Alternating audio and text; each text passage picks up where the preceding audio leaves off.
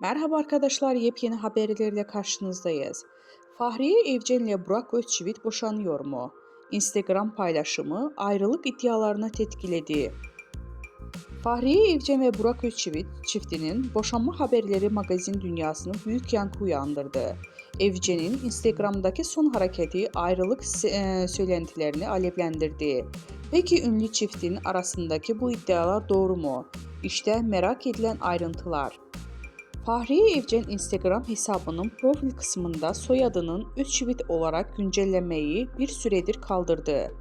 Bu hareket ayrılık söylentilerini tetkiledi ve takipçileri arasında boşanıyorlar mı sorusunu gündeme getirdi. Ancak kısa süre sonra Evcen'in yeniden Özçivit soyadının profilinde kullandığı görüntülendi. Özçivit çiftinden henüz boşanma iddialarıyla ilgili herhangi bir açıklama yapılmadı. Bu gelişmelerin ardından ünlü çiftin ilişkilerine dair yorumlar sosyal medya hesabında hızla yayıldı.